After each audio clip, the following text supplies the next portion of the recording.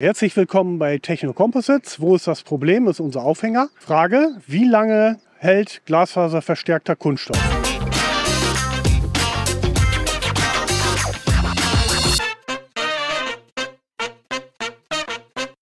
Heute sind wir unterwegs in Meppen. Meppens Slogan ist Meppen mag dich.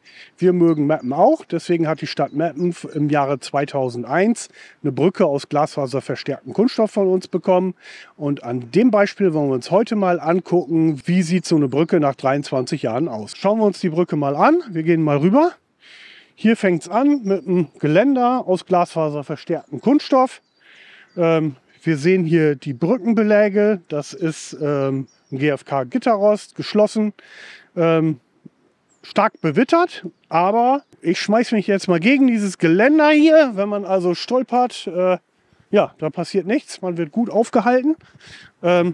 Deswegen, das Einzige, was mal passieren kann, wenn wirklich zu viel Last drauf kommt oder durch Vandalismus, dann ist hier so ein Schaden möglich, kann man aber sehr einfach reparieren, indem man so einen Pfosten einfach mal austauschen würde.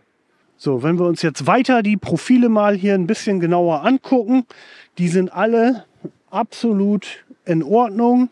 Die Verschraubungen, das sind bei uns auch damals schon typischerweise Verschraubungen aus Edelstahl V4A gewesen, also hochwertiger Edelstahl. Da gibt es ja auch unterschiedliche Sorten. Sehen nach wie vor gut aus. Wie ihr seht, haben wir hier die Brücke mal in der Seitenansicht, besteht halt aus dem Geländer, was hier über einen relativ langen Hebelweg auch mit dem U-Profil verbaut wurde. Das U-Profil ist natürlich hier tragend für die komplette Deckschicht. Das nimmt also die ganzen Lasten auf.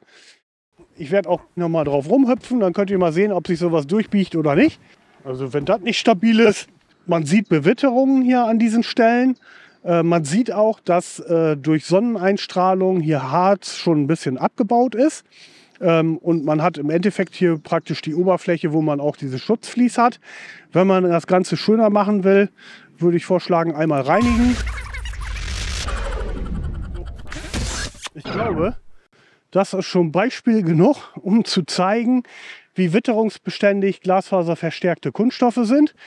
Wie ihr gerade gesehen habt, ich habe einfach mit einem Lappen und ein bisschen normalem Leitungswasser diesen Bereich hier gereinigt und das ist ja ein verdammt gut sichtbares Ergebnis, ne? Ja, wenn man sich die Brücke hier anguckt, die stand vorher mal an einem anderen Standort in der Stadt Meppen.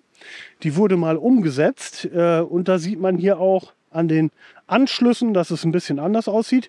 Hier sind GFK-Kerne drin. Also wenn wir eine Brücke in der Art hier bauen würden, wären da typischerweise heute entweder PE-Kerne drin, die schwarz wären, die würden auch im Laufe der Zeit nicht verwittern, oder wirkliche PE-Kappen da drauf, ne? Das ja tatsächlich jetzt nach 23 Jahren mal einen neuen Anstrich verpassen. Dann würde es wirklich gut aussehen. Aber technisch ist diese Brücke auch heute noch in einem super Zustand. Man hat auch ein gutes Gefühl dabei, wenn man drüber läuft. Ist also, würde ich mal sagen, genauso tragfähig wie am Anfang. Ich habe gedacht, der Streifen hier in der Mitte ist abgenutzter. Wie man hier aber am Rand ganz schön sehen kann, nee, der ist nicht abgenutzt, der ist nur nicht so verwittert wie der Part in der Mitte, wo halt nicht so viele Leute drüber gehen, ne? Wenn mal Bauteile kaputt sind, können wir sie typischerweise sehr gut austauschen. Und ich glaube, was auch überzeugt im Vergleich zu Holzbrücken, die es ja auch gibt, wenn man sich vorstellt, hier ist ein Holzbelag drauf, dann habe ich auch immer irgendwo einen Film drauf, so ein Mikrofilm oder wie man auch immer das nennen soll. Kennt man vielleicht selber, dass man da auch eher mal ins Rutschen kommt und das ist hier durchaus vertrauenswürdig. Ja, im Gegenzug wollen wir uns jetzt mal eine Brücke aus Holz angucken. Bei dieser Holzbrücke hat man schon die Deckbeplankung hier, die man hier schön sehen kann, durch eine Deckbeplankung aus glasfaserverstärktem Kunststoff ersetzt. Das ist ein GFK-Profil mit einer Besandung und einer Beschichtung in der Oberfläche. Aber kleiner Nachteil, wenn wir uns den Geländerpfosten hier mal angucken, der ist hier schon richtig zerfressen sozusagen, der ist sehr morsch. Wenn man den leicht bewegt, sieht man schon, was passiert und da werfe ich mich jetzt einfach mal nicht gegen.